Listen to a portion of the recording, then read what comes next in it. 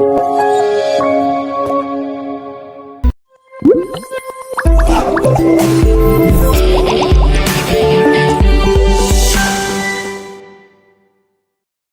va faire une étude des leçons peut-être déjà acquises durant les années précédentes.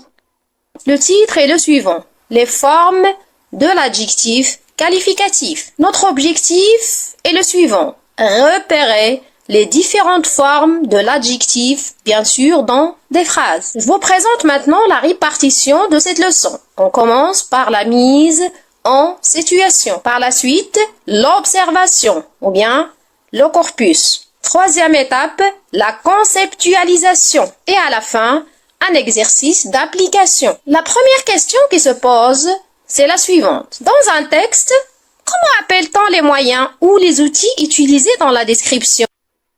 Très bien. Ce sont les moyens de caractérisation. Essayez maintenant de me donner des exemples que vous avez étudiés l'année dernière. Oui, très bien. Il y a les adjectifs. Ensuite, les compléments. Oui, les compléments de nom, bien sûr. Enfin, et très bien, les propositions subordonnées. Première phrase, les pieds nus sur la terre humide. Les robes étaient tantôt bleues, tantôt rouges, sang.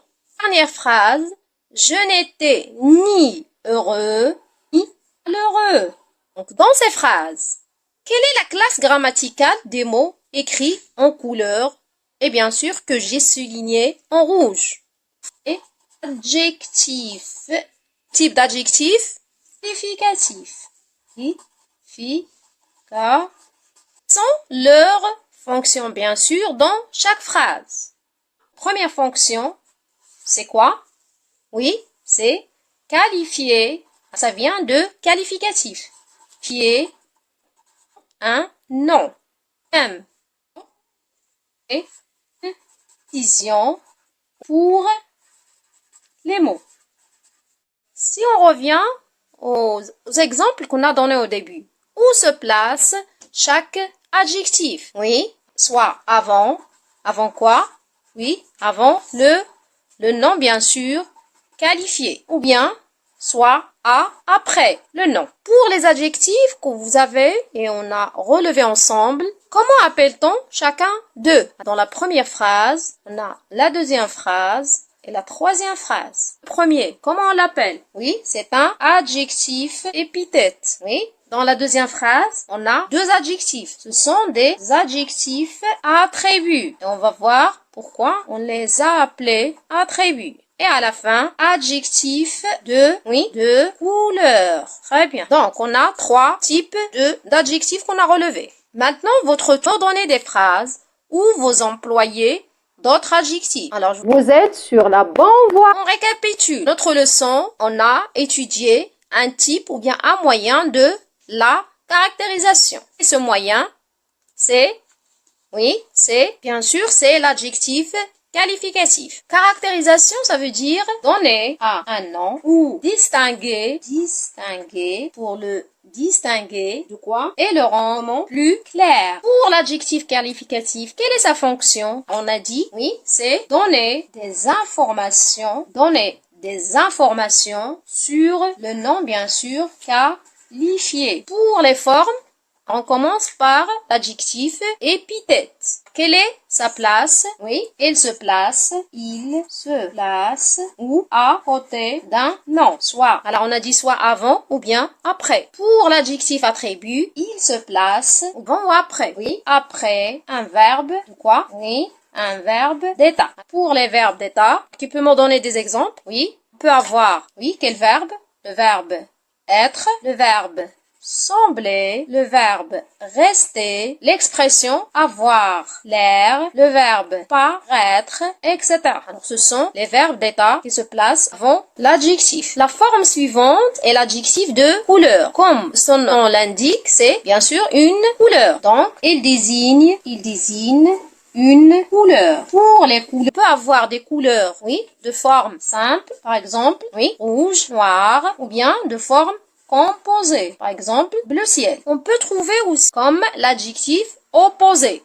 Quoi un adjectif opposé? Je vous donne cette phrase. Maman, virgule, fatiguée, se repose sur l'adjectif opposé, c'est fatigué. Pourquoi on l'a appelé opposé? Parce que elle est entre les deux virgules. Alors ça, c'est l'adjectif opposé. Une autre forme, c'est le participe passé. Ça veut dire, il vient d'un, comme on a le participe présent, on a aussi le participe passé. Et on le trouve toujours suivi, bien sûr, dans le temps de passé composé, se place après l'auxiliaire. Mais dans les formes de l'adjectif, il peut être au début de la phrase. On est arrivé presque à la fin de notre séance. Je vous propose cet exercice d'application. Donc, la consigne, dans les phrases suivantes, repérez, alors vous allez repérer la forme de l'adjectif qualificatif utilisé. Ça veut dire, est-ce que c'est un adjectif épithète, attribut, opposé, ou bien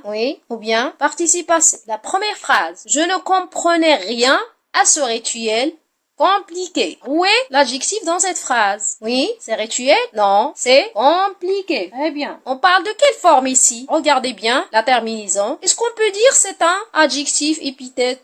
On peut le dire. Parce qu'il vient, on a dit, c'est la règle de l'adjectif épithète. Il vient après le nom rituel. Mais si on revient, on va remarquer, il peut venir du verbe compliqué. Donc, quelle est la forme? C'est adjectif participe C. Que il se termine par son. Deuxième phrase. A le cœur gros, les yeux rougis. Il y en a d'adjectifs dans cette phrase. Seul. Et c'est gros. Et rougi. C'est pas un adjectif.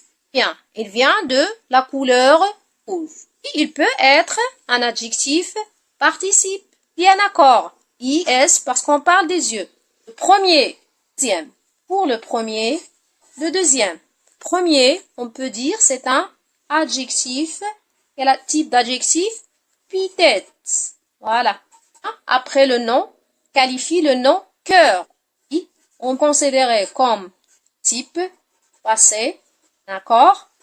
On peut le considérer comme type de couleur parce qu'il vient de la couleur rouge. Cette phrase ici, être. C'est un verbe.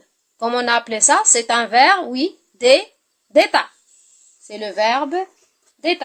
Dit pour les verbes d'état, bien sûr, un adjectif, c'est seul.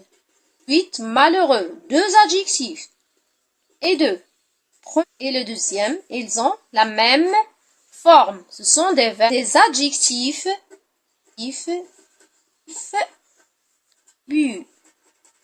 On peut les appeler aussi les verbes parce que qualifier un adjectif attribut. C'est la fin de notre séance. Merci et à bientôt.